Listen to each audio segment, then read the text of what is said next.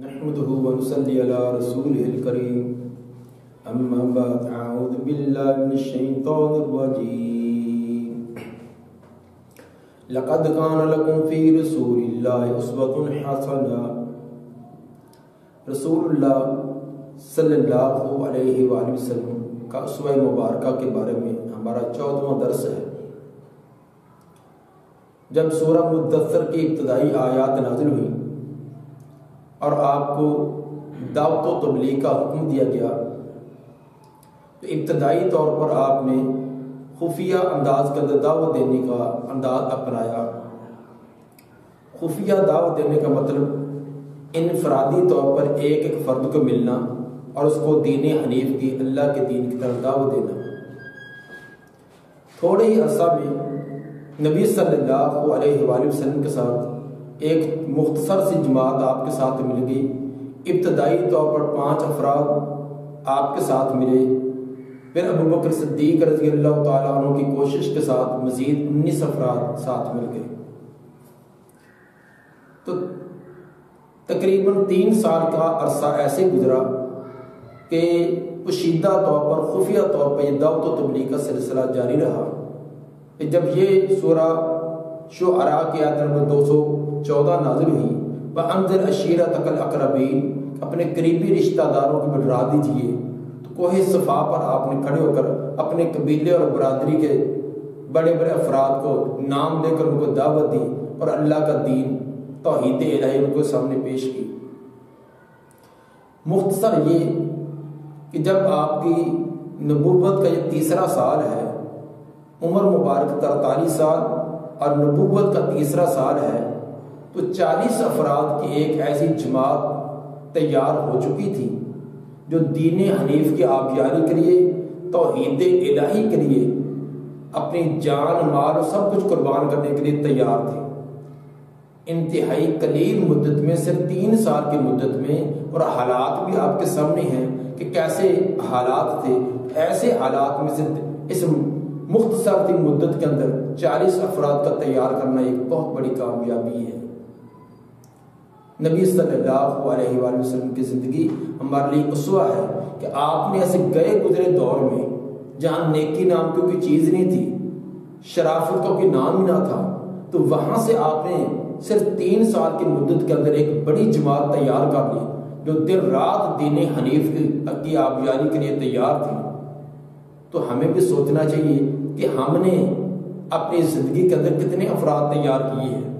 آپ نے تو 3 سال کے اندر 40 افراد تیار کر لیے، اور ہم نے 5 سال میں، 10 سال میں، 15 اور 20 سال کے اندر کتنے افراد تیار کیے ہیں جو دین حنیف کی آبیاری کے لیے اپنے آپ کو وقف کرنے والے ہوں۔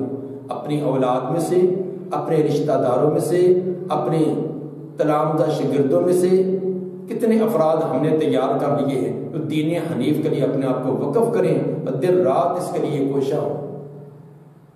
حقیقت یہ ہے کہ اگر ہم اس معاملے میں اپنے آپ کو ٹٹولے، غور و فکر کریں تو ہمارا معاملہ بہت ہی اس کے اندر منفی انداز والا ہے۔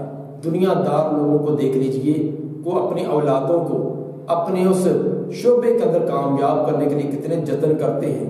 ڈاکٹر اپنی اولاد کو ڈاکٹر بنانے کے لیے، ایک وکیل اپنی اولاد کو وکالت کروانے کے لیے، اسی طرح باقی اپنے کوئی کاروباری مل فیکٹری والا وہ اپنی اولاد کو وہ کام سکھلانے کے لیے کتنے جتن کرتے ہیں، آخر کار وہ کامیابیاں حاصل کرتے ہیں۔ لیکن دیندار افراد جو دعوت و تبلیغ کا کام کرنے والے ہیں وہ بھی سوچیں کہ ہم نے اپنے پیچھے ایسے افراد کتنے تیار کیے ہیں۔ حقیقت یہ ہے کہ ہم اس معاملے کے اندر دنیا والے لوگوں سے بھی بہت پیچھے ہیں، بلکہ ہمارا حال تو یہ ہے کہ جو تیار ہوتے ہیں ہم تو ان کو بھی توڑ رہے ہوتے ہیں۔ نئے افراد تیار کرنا تو دور کے بعد، جو تیار شدہ ہیں، جو دین کا کام کرنا چاہتے ہیں یا دین کے اندر کچھ نہ کچھ لگے ہوئے ہیں، ہم تو ان کو بھی اندر بھی افتراق اور انتشار پیدا کر کے ان کا معاملہ بھی ختم کرنے کی کوشش میں ہوتے ہیں۔ کیا ہم دین کے کام کریں گے؟ نہ سلی کا تجھ میں کلیم کا، نہ کرینہ مجھ میں خلیل کا، میں ہلاک جادوے سامری تو قتیل شیوائے آزری۔ اس لیے زبان سے، دعووں سے یہ بات نہیں بنے گی، بات بنے گی عمل سے۔ عملی طور پر ہم نبی صلی اللہ علیہ وسلم کو اسوہ اپنائیں۔ چنانچہ جب آپ کی عمر مبارک 45 سال ہوتی ہے، یعنی نبوت کا 5واں سال ہے، تو آپ کی یہ دین حنیف کی دعوت ایسا ایسا مکہ سے باہر بھی پھیلنا شروع ہوگی۔ مشرکین اور منکرین کو یہ بات کبھی بھی ایک آنکھ بھی نہ پاتی تھی کہ یہ دین حنیف کی کو تقویت ملے، انہوں نے مخالفتیں شروع کر دی ہیں۔ آئے دن طرح طرح کے الزامات، طرح طرح کی سختیاں اور مصیبتیں مسلمانوں پر ڈالنا شروع کر دی، حتیٰ کہ تنگ آ کر نبی صلی اللہ علیہ وسلم نے حکم دیا کہ جو حبشہ کی طرف جانا چاہتے ہیں وہ چلے جائیں۔ تو چنانچہ ابتدائی طور پر 12 مرد اور 4 عورتوں نے ہجرت کر کے وہ حبشہ کی طرف وہ چلے گئے، جیسے کہ زاد المعاد جلد 1 صفحہ 24 پر، اور اسی طرح سیرت ابن ہشام اور دیگر سیرت نگاروں نے اس بات کی وضاحت کی ہے۔ پھر تھوڑی دیر بعد کچھ اور ایک بڑی جماعت تیار ہو کر وہ بھی حبشہ کی طرف روانہ ہوگی، جن کے اندر تقریباً 83 مرد اور 18 عورتیں تھیں۔ اس طرح یہ 2 مرتبہ ہجرت کر کے مسلمانوں کی ایک بڑی جماعت جو حبشہ کی طرف چلے گئی۔ لقد کان لکم فی رسول اللہ اسوۃ حسنہ، نبی صلی اللہ علیہ وسلم کی زندگی ہمارے لیے بہترین اسوہ ہے۔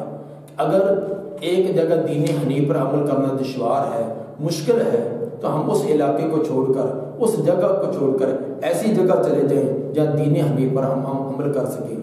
وَمَن يُهَاجِرْ فِي سَبِيلِ اللَّهِ يَجِدْ فِي الْأَرْضِ مُرَاغَمًا كَثِيرًا وَسَعًا۔ اللہ کا وعدہ ہے کہ جو اللہ کے راستہ میں دین حنیف کی خاطر ہجرت کرے گا، اپنے گھر بار کو چھوڑے گا، اللہ کی زمین بڑی وسیع ہے، اللہ اس کو بڑی وسعتیں اور بڑی فراوانی عطا فرمائے گا۔ سبق ہمارے لیے یہ ہے کہ دین کے لیے ہم نے کیا کچھ کیا ہے۔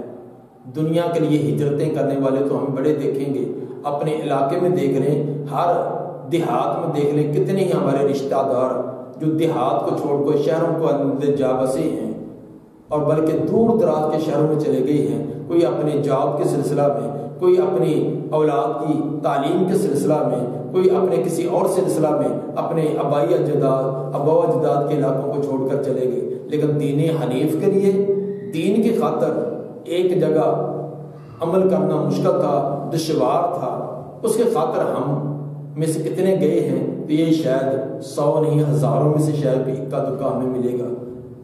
اس لیے دین کے خاطر اپنے آپ کو قربان کرنا، دین کا ابلاغ بھی کرنا، اور اس راستے میں آنے والی مشکلات کو برداشت بھی کرنا، یہ نبی صلی اللہ علیہ وسلم کی اسوہ سے ہمیں ملتا ہے۔ صحابہ کرام جنہوں نے اپنے گھر بار، اپنے کاروبار تمام کو چھوڑ کر حبشہ کی طرف ہجرت کر گئے، ان کے بھی کاروبار پیچھے تھے، لیکن دین کے لیے انہوں نے قربانیاں دی ہیں۔ اگر ہم گھر بار مستقل چھوڑ کر نہیں جا سکتے تو کبھی 2-4 دن دین دعوت و تبلیغ کے لیے جا سکیں، اتنا تو ہم کر ہی سکتے ہیں۔